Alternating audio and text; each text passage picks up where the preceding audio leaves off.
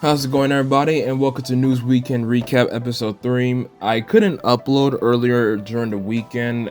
Basically, work got busy for me, so sorry about that, but I'm at least getting to it now. I will still put out an Episode 4 for this weekend because I will have this weekend off this time, though.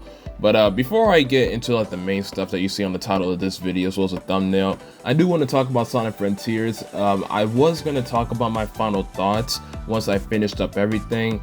Turns out there's actually something I am missing. Apparently there's like some completion thing reward that I saw a short, but I thought it was maybe capped, but just to be on the safe side, I just let me not watch it. Then when the Sonic the Hedgehog channel just talked about all the stuff in the update, as well as hinting to something when you literally complete everything you see on the for each island, I was like, okay, there actually is something. I don't know what it is. I don't want to know until I get it. I have 2 islands left, Chaos and Oranos Island, and then I'll be done. So 3 of the 5 islands I'm pretty much done with. Hopefully I should be able to get that done by this coming up weekend so I can talk about it in the next weekend recap episode. Everything else though I've done. I'm really enjoying the update though, for sure. So I'll talk more about the Sonic Frontier stuff in the next weekend recap. I believe also we are going to be seeing Sonic Prime in like a couple weeks. I believe it starts on the 11th of this month, sometime very soon though. So be on the lookout for that in weekend recap episode whenever the episodes start coming out. The main thing though for this episode is Dokkan. I used to cover a bit of Dokkan stuff back then on this channel when I was still trying to figure out what exactly I wanted to be doing. I think I had a bit of reactions, talking about unit celebrations as well, a little bit of extra commentary as well. And with this type of stuff that I'm doing on the weekends, it definitely does help.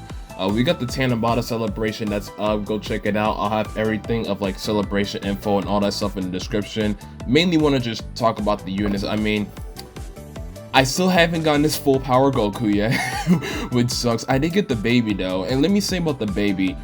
This baby, this extreme tech baby, he really, just like Cooler, he really despises pure and hybrid Saiyans. And I mean, he really despises them. Listen to this. Key 3 attack and defense 150, additional 100% on attack and defense for performing a super, and additional defense 100% attack guaranteed to hit, perform a crit and stun the attack enemy if there is a pure or hybrid Saiyan category enemy, plus additional key 3 attack 180 when there's a pure Saiyan, and an additional key 3 attack 180 again if there's hybrid, and then he greatly raises attack and defense on super. That's insane. That is actually, this dude literally hates pure and hybrids in every single way. And like I said again, this is an extreme tech unit, and his links are also really good as well.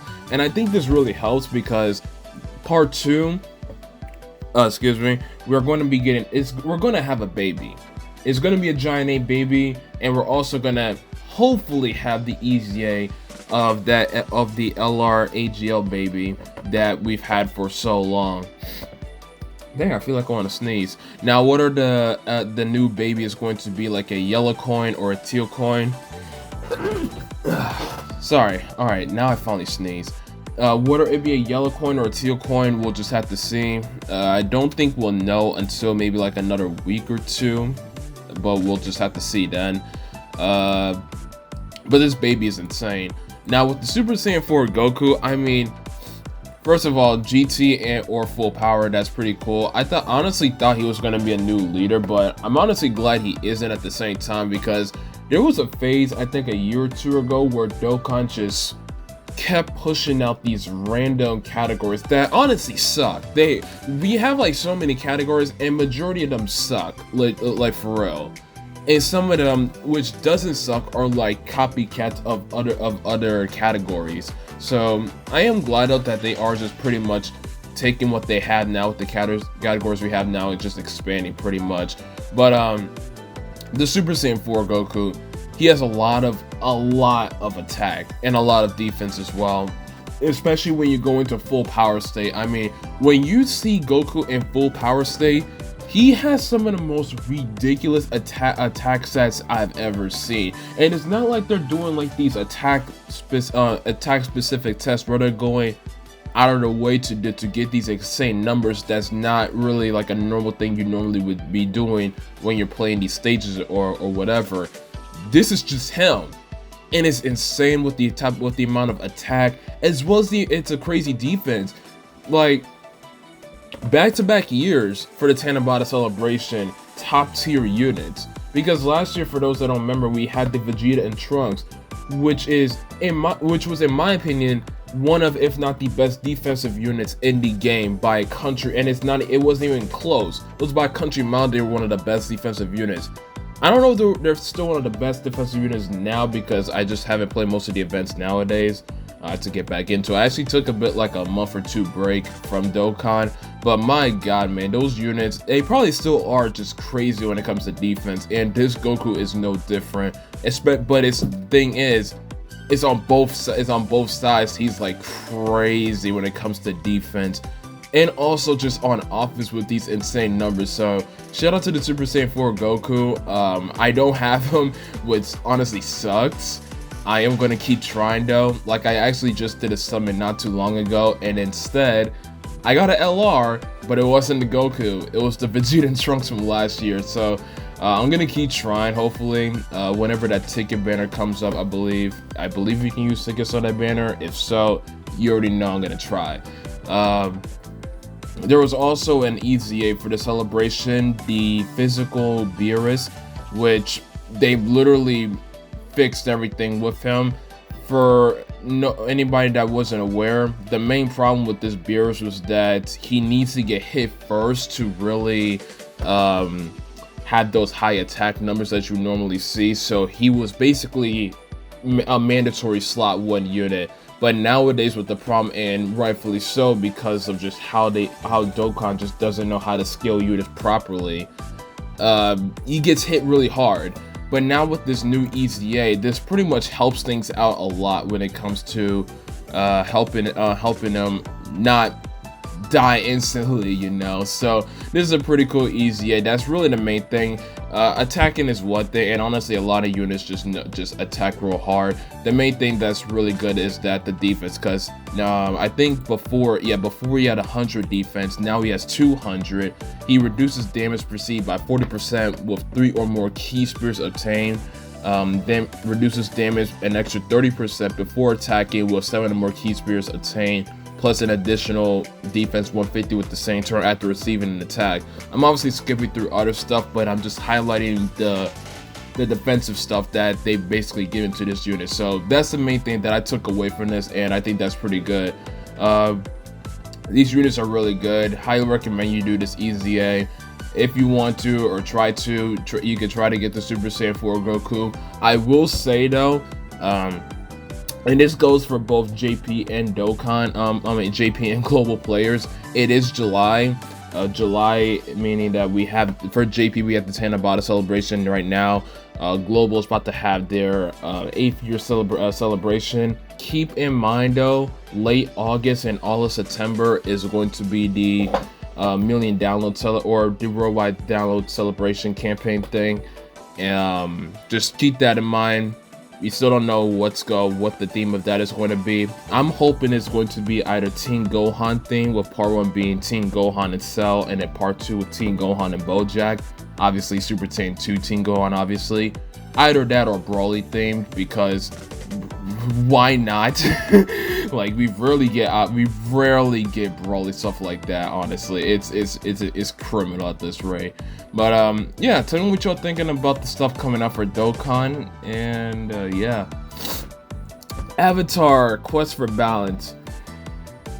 Oh lord, man, I really don't even want to talk about this game. All right, man. So look, I completely forgot that Avatar, or there was news in the makings that they were going to make an Avatar game. The last Avatar game we got was the Legend of Korra game, which I believe came out in 2014. If I could check that real quick. Yeah, October 21st, 2014. Came out on PS3, PS4, Windows. 360 and Xbox One. I first found out about that game from a YouTuber known as Kabani9456. Y'all probably heard of me talk about him a lot. He's one of my favorites, and he covered the game, and I got it. It was so fun to look at, and it was also so fun to play as. But again, that was a game that came out in 2014. It's been a good while. Fast forward to now, 2023. I saw a YouTuber, I don't remember the name of it. What was it? The Avatar is or something. If I can find his name. The Avatar is, yeah. Araz currently has 163k subscribers. And I saw him doing like a discussion of the trailer. I was like, wait a minute, there's a trailer out right now? Let me check this out. And I wish I didn't check that trailer out. That was one of the worst trailers I've ever seen this year, and I am definitely not getting this game. I'm sorry, ladies and gentlemen, I'm not going to. There's no way I'm going to get that game. Let me just put into perspective if you haven't watched this trailer yet. And in fact, you know, I won't put it into perspective. I'm going to just show it right here on the screen so you can see. I'm pausing my Overwatch gameplay so you can watch this. This is the trailer in 2023 for this year's Avatar: The Last Airbender game, Quest for Balance. That is disgusting. In 2023, we are having this. That's disgusting. Now, let me first talk about more about the game as well before I get more and more into it. As far as story goes, it's pretty much like a Dragon Ball Z style where they're taking main stuff from the actual show and bringing it to the game. So basically, if you play like other Dragon Ball games, like Ultimate Tenkaichi is a perfect example, where they have dialogues of like the stuff that isn't really like the more important or interesting or action-packed stuff, and then you play or fly doing the actual interesting things. It's probably going to be similar to that in here, where they'll probably cover some of the, or a lot of the less important stuff in dialogue, and the more important things, obviously fights and whatnot, you'll be doing. So that's probably how the story is going, because they talked about how I think they have, yeah, replay any of the 18 thrilling chapters whenever they choose. So pretty much the main stuff from the actual story. Gameplay though, we saw glimpse-ish of gameplays.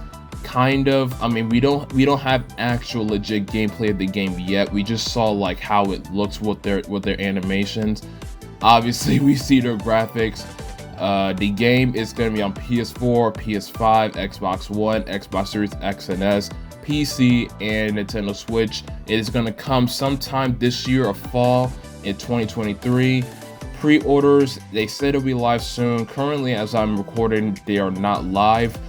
But yeah. Oh yeah, let me also check something. I want to see what the like and dislike ratio is on IGN. 8.4k likes, 7k dislikes, and you already know I'm part of the 7k dislikes. Here's my thing with this Avatar game. The story, I'm already getting annoyed about this, because I already talked to my friend about this, because my jaw dropped. When I watched the trailer, ladies and gentlemen, my jaw dropped watching this, and not in a fun way. The last game that we had, as far as like the Avatar franchise went, was the Legend of Korra game. Now, if you probably have a computer or something, and you was like checking out this Legend of Korra game and checking it out on stores, you probably aren't seeing it now, most likely. That's because in December of 2017, I believe, it got delisted. Now, I have the game because I got it through different ways, but 2014 was the last game we got, and in my opinion, that has by far obviously the best graphics, and gameplay was really fluent when it came to what the Avatar stuff has. This game is like the exact opposite. It looks as if you're playing a PS2 original Xbox type of game, like games from like back then when they were making those Avatar games before the Legend of Korra one came out. For what reason does the graphics have to be like this, for starters? I don't know. And for what reason does the gameplay has to be like this, super stiff and whatnot? I don't know. And if you want to know how stiff the gameplay looks, if you watch the IGN trailer that I'm going to put in the comment section down below, and if I have time, I will put it on the screen as well. There is a scene or a clip where Toph does an earthbending move, does her earthbending pose, hits the rock, goes back into regular standing mode, and then the rock's just shakingly levitates. That's this game in 2023, ladies and gentlemen. That's the Avatar game Quest for Balance for this year. This is ridiculous. It's absolutely sad because the amount of support that this franchise gets, and they're getting something like this, is ridiculous. Now, at the very least, I will see and wait for gameplay, but currently, this looks bad. Like, I don't know what to say. Between them releasing Avatar Generations, which that game just sucks. I'm just gonna be real. That game sucks. And then now this is like, what in the world? And then you also have the combination of the live action Netflix series that we're going to have. Who knows if that's gonna have 3 books, honestly, at this rate, because obviously not for whatever reason, every place is doing live adaptations of cartoons and animes, which please just stop doing. But yeah, I just don't like the direction of this game, really. I mean, like I said, I'll wait for gameplay, but I currently just don't like what I'm seeing right now. This looks disgusting in every single way. And it looks like a huge downgrade from what we gotten from The Legend of Korra. The main reason why that game even got delisted in the first place is because of the very low budget that game had, and that they couldn't even do everything for it. Because I like how it had a unique, interesting story, because it took places between book 2 and 3. But that story needed a lot of work to do, because there was a lot of problems with the story. Gameplay was excellent, graphics was excellent, but there was no replayability. There literally wasn't. So then when you had these low budgets and then you doing that, it's like, yeah, no wonder this part is going to be delisted. And this game looks like a step backwards to me, honestly. It really does. But like I said, let's see what happens though. So that's my thoughts on Avatar Quest for Balance. I mean, I don't know. That honestly hurts. And I'm a fan of both franchises, and obviously the Avatar franchise has a lot more to be discovered, and this is not the way. This isn't the way to go about it. So I'm gonna leave it at that. Tell me what you think in the comment section down below, because I don't know. Yeah. So I was getting ready to start rendering this video, and I was like, hold up, before I do that, let me add a little bit of gameplay trailer for Last Recollection. Little did I know that I find out, because I actually deleted what I was talking about earlier. They put out, or IGN put out, over like 14 hours ago, 8 minutes of gameplay of Last Recollection, or as I like to call it, Elitization Licorice DLC. Feel like everybody, and and by the way, the video has 512 likes, 470 dislikes, and it's like that for a reason.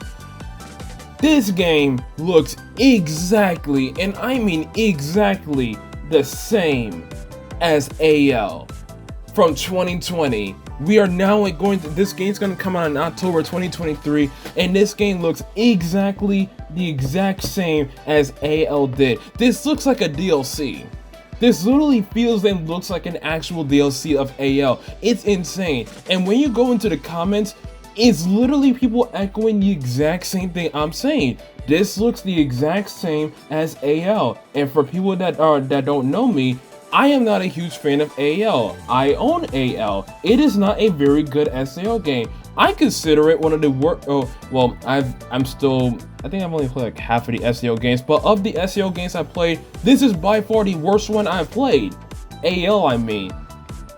The story is pretty fine, but the pacing of it is like one of the worst ever. The gameplay is stiff and slow, and the graphics is nothing to even brag about.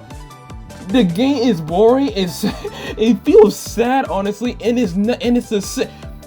when this 8-minute gameplay started up, the title screen was almost exactly the same as AL, and gameplay is nothing different as well. This is pathetic. This is actually really pathetic that they're really showing it. And I'm just so glad that 2020 happened to me, where I had the biggest L with video games that year. Between Assassin's Creed Valhalla, SAO, AL, and even though Cold War is a pretty decent game now, I was just pretty much burnt out. So let's even exclude that, because I think that was pretty decent. SAO and what was the other one? And Valhalla. My God, man. I mean, and I'm just glad that happened now, because now from going forward, I've now made a commitment to, like, I'm not gonna be buying buying bad games all the time now. I did break at one point because I brought the Modern Warfare 22 game. My friend forced me, but don't worry, I'm definitely not getting that Modern Warfare 23 game this year, that's for sure. But this is a perfect example of why I'm not gonna be wasting my time anymore on just poorly released games. I mean, it's sad. It's really sad that there is barely any fun. I don't know if it's the fact that Aquaria is not being funded properly, or they just don't care at all whatsoever. It gotta be one of the two. It has to be. But you can read all these comments for yourself. It's pretty much the exact. I'm seeing some comment. I saw one comment earlier saying that he's glad, or he or she is glad that it's on Unreal Engine, so that people could put mods for the atrocious UI, or to at least scale the UI. Like, where's some comments I pressed like on? One person said, "Is this Sword Art Online with no online? This is just Sword Art." Another person said, and I literally said this, and the reason why I'm saying this is this a DLC game, DLC or a game? A person implied DLC. Another person implied this sure as hell looks like a DLC. Like, another person said PS Vita game vibes with stiff animations. This person did say Namco Bandai is so lazy, majority of the titles they have the rights to. Another person said, from my understanding, Bandai is just a publisher, which is true. The company actually developing the games called Curia doesn't seem to be a very large company from what I've seen. 48 employees or so, which explains why it looks the way it does. Very few people would shell out cash for SAO. This is basically just like another cash and grab. Another person just said, why do non-Final Fantasy JRPGs always look like they're stuck in early 2000s? Or PS3 actually, this other person said. And another person just said low budget, which I don't understand. Why does it always gotta be a problem of it being low budget? And like a franchise like SAO, I kind of just can't believe. I just have a hard time believing that it's not getting that kind of extra money to actually put proper time into these games, or get them the right amount of money to actually make these games well worth it. And it's weird because it's not just SAO now. Avatar, like I just talked about before, is doing just as bad now, and I don't understand it. It's weird. Another person just said, I don't know why, but these games get uglier and boring by the releases. Why can't they just give a great SAO game, MMO with great graphics? Square Enix and other companies has proven you can have great graphics, story, and gameplay. It's not impossible. And then this other person said, forget Square Enix. Bandai's own Tales team has been doing it for years.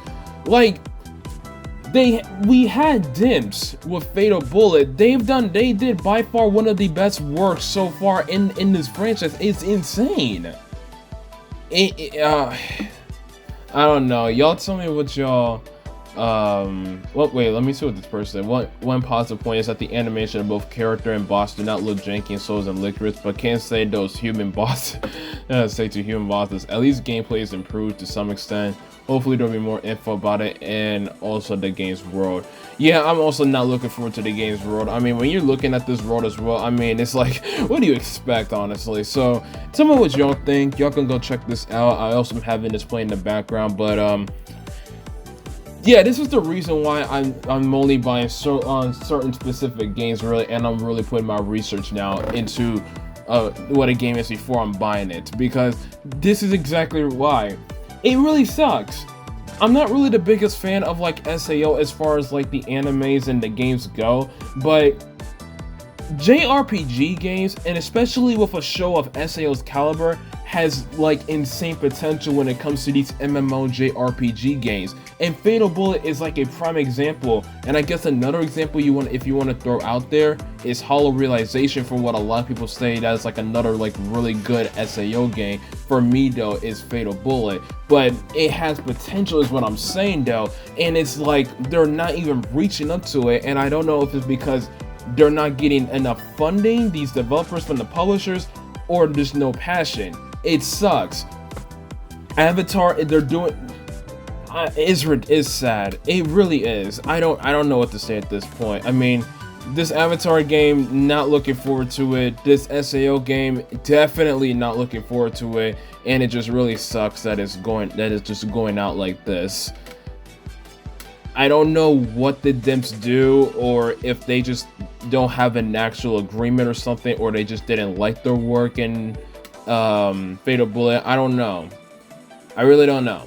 So that's it. That's all I gotta say now. Hopefully you enjoyed News Weekend Recap Episode 3. Tell me what you thought about everything I talked about in the comment section down below. And I will see y'all next time. Y'all have a good... Oh, actually, before I end this off, so I was planning... It's not like I forgot or I was just too lazy to...